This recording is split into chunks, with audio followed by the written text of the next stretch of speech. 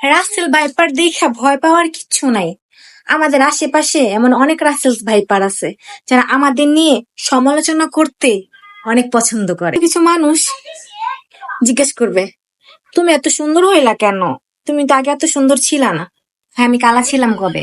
কিছু মানুষ না বললে জানতামই না যে আমি আগে অনেক চিকন ছিলাম। তুমি না আগে চিকন ছিলা? তুমি এত মোটা হইলা কেমনে?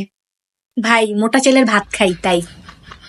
কিছু কিছু মানুষ স্যাড পোস্ট দেখলে মন খারাপ, জামাই ছেড়ে দিছে, বয়ফ্রেন্ড ছেড়ে দিছে, হ্যাঁ কষ্টে আছো কেন ভাই? একটু কি স্যাড পোস্ট দিতে পারুম না? নিজের কি স্বাধীনতা নাই? কিছু কিছু মানুষ একটু যদি হ্যাপিলি কোনো পোস্ট করি, প্রেমের পোস্ট করি, ও মা গো মা, মাইয়া প্রেমে পড়ছে, টিকবো না বেশি দিন। আপনি জানেন, আপনি কি আমার পিছনে গোয়েন্দা লাগাইছেন? ভাই, তাদের যেতে বিশ্বাস করেন বড় রাসেলস ভাইপার আর নাই। তোমার চোখের নিচে এত কালা কেন? তুমি কি রাতে ঘুমাও না? রাত জাগো? হ্যাঁ, প্রেম করে কি ছেঁকা খাইছো? কে ভাই, একটু কি রাত জেগে ফোনটাও টিপতে পারুম না? সব কৈফিয়ত কি আপনাদের দিতে হবে? কিছু কিছু আন্টিরা জিজ্ঞেস করবে, বিয়ের বয়স তো হয়ে গেল, বিয়ে করবা না?